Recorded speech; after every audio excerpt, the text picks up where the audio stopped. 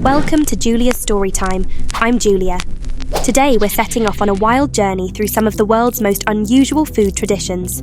Across different cultures and eras, people have come up with some truly bizarre ways to cook, not just to survive, but to create unforgettable flavours. Behind every strange dish lies a story filled with history and meaning. Ready to uncover these fascinating culinary tales? Let's get started. Okay, folks, strap yourselves in because this one's going to be a ride. Imagine sitting down to a feast in ancient China's Tang dynasty. That's 618 to 907 CE for my history buffs out there. Ready to dig into some delicious roasted water buffalo. And what's served alongside this smoky, succulent meat? A soup. Sounds normal, right? Oh, but hold on. It's not just soup. It's made from partially digested grass found in a cow's stomach. Yup, you heard that correctly. This was not a cooking accident. It was a delicacy. Let's break this down. The main ingredient in this so-called sacred ghee was cow stomach contents. That's right. Grass that had been chewed, swallowed, partially digested, and marinated in stomach juices. Doesn't that just scream appetizer of the year? But don't gag just yet. This wasn't random field grass. No, this was special. It had undergone a natural fermentation process inside the cow, giving it a flavour profile that food critics today would probably call earthy with a touch of funk. How did they prep it, you ask? They carefully scooped the grass out of the cow's stomach, gave it a good rinse, thank goodness for that, and then boiled it with salt, ginger, cinnamon and other spices. Boom! Soup! It was kind of like a DIY kombucha, but, way more hardcore. Let's not forget the context. Lingnan in southern China was hot, humid, and sticky. A climate where heavy, greasy foods could sit in your stomach like a boulder. Enter sacred ghee, the soup that cut through all that richness. It wasn't just a broth. It was a digestive superhero swooping in to save the day. Think of it like the 9th century version of drinking kombucha after a fried chicken binge. And hey, waste not, want not. Why throw out what could become dinner's MVP? These folks were sustainability pros before it was trendy. Sadly, sacred ghee has mostly disappeared from dinner tables. Maybe people finally decided that cow stomach soup was a little too niche. Or maybe it's just waiting for the right influencer to bring it back as the next big thing. Who knows? All I'm saying is, if you ever see this on a menu, don't knock it till you try it. So after the Tang dynasty served us cow stomach soup, let's gallop over to 19th century Argentina, where the gauchos, essentially cowboy ninjas of the Pampas, took cooking to a whole new level. And by new level, I mean under their saddles. Yes, these guys turned their horses into mobile kitchens, because why bother with a campfire when your ride can double as a slow cooker? Here's the rundown. Gauchos would slice up raw meat, tuck it under their saddles, and ride off into the grasslands. As the day wore on, the heat and friction from the horse's back, plus a bit of good old prairie jostling, would cook the meat. By evening, they'd pull out the now tenderized slices, sprinkle on some salt and pepper and dig in. Think of it as Pampas-style sous vide, except instead of fancy vacuum-sealed bags and water baths, you get sweat and horsepower. Quite literally. And can we take a moment for the horse in this scenario? The poor thing's like, I'm out here running miles and now I'm your oven too. If horses could unionize, this would have been strike material. In today's world, could you imagine someone whipping out saddle-cooked steak at a backyard barbecue? People would lose their minds. Karen, that smells amazing, but where was it cooked? And just when you thought saddle-cooked meat was the peak of human ingenuity, allow me to introduce you to the Udeja people of 16th to 17th century Russia, who said, knives, fire, who needs those when you've got teeth? That's right. Welcome to the frozen forests of the Russian Far East, where hospitality meant chewing your food before you served it. Romantic, isn't it? Here's the culinary process, straight out of your wildest nightmares. When a guest arrived, the Udeji women didn't just whip up a stew or throw something on a spit. No, they got personal. One woman would grab fresh fish, another would grab wild berries, and then, wait for it, they'd chew them. Yes, with their teeth. This wasn't casual nibbling either.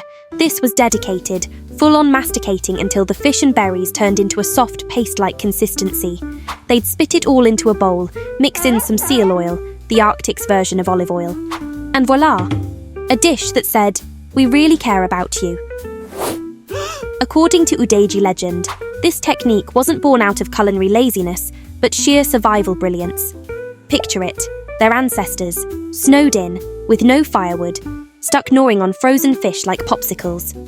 For strong hunters, chewing through frozen fish was possible, but for the elderly and children, it was impossible. A wise elder, perhaps the Gordon Ramsay of their time, had a light bulb moment. What if we chew the food first? Brilliant, right? It worked, it saved lives, and apparently, it tasted good enough to keep the tradition alive.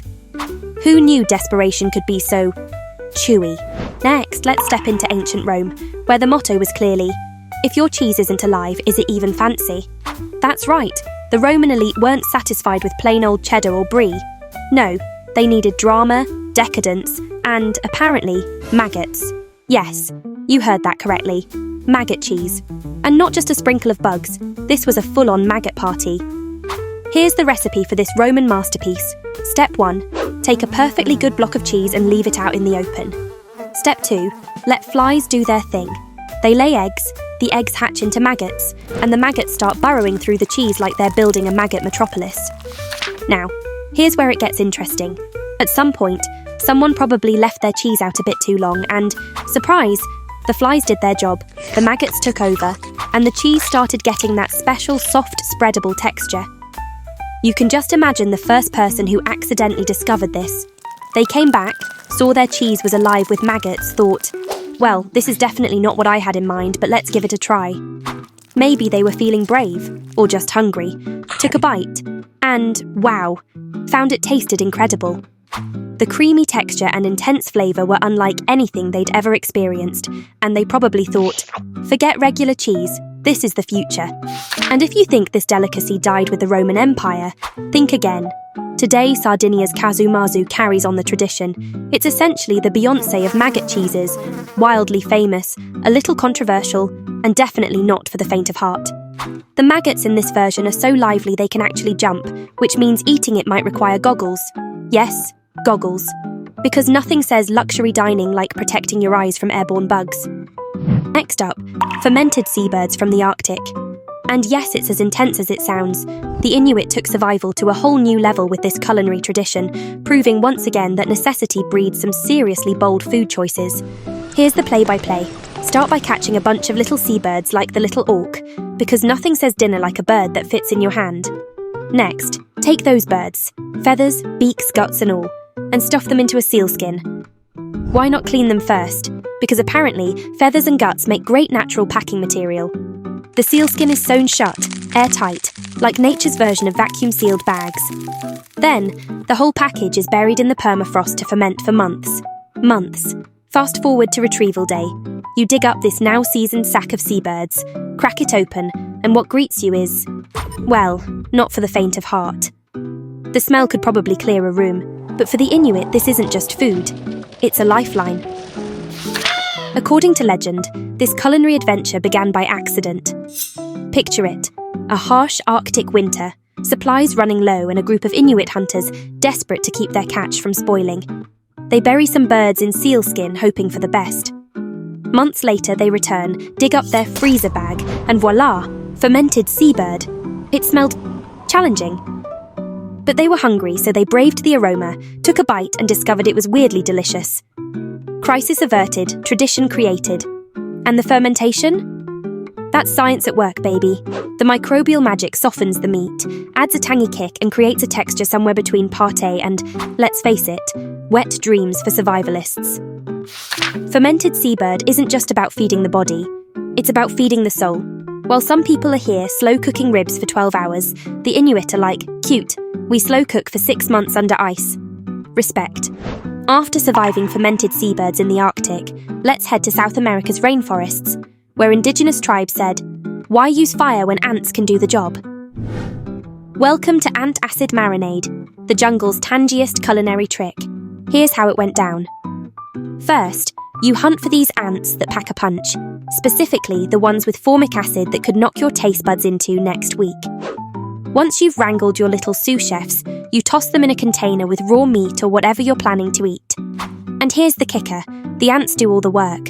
When they feel threatened, and let's face it, being tossed in a jar with meat would stress anyone out, the ants unleash a spray of acid. This isn't just any acid though. It's flavourful acid like nature's own lemon juice. After a few hours of these ants panicking and working like unpaid interns, your meat is not only tenderised, but also drenched in a sharp citrus-like zing. Think ceviche, but make it wild. From a modern perspective, this is some next-level culinary genius. Today's chefs spend years perfecting acidic marinades to tenderise meat, using vinegar, citrus, or yogurt. Meanwhile, these rainforest tribes nailed it centuries ago with ants. Nature really said, forget whole foods. I got this. And now, as we close this culinary roller coaster, let's make a pit stop in India, where folks took the phrase use every part of the cow to a whole new level. Because why just eat by the fire when you can eat with the fire? Yes, we're talking about cooking with cow dung. 2,000 years of pure, slow-cooking innovation, fueled by, well, you know. Here's how it works. First, cow dung is collected, sun-dried, and moulded into blocks. Think of it as the eco-friendly alternative to charcoal, but with more personality. Once the dung is dry, it's lit on fire in a clay oven or straight up on the ground, creating a low, consistent heat perfect for baking flatbreads. The dough? It's slapped onto the oven walls or placed on top of the glowing dung embers and voila, perfectly baked naan with a crispy outside and a pillowy inside. You want artisanal? Try dung-fired. Now, I know what you're thinking. Doesn't that make the bread, taste like? Nope.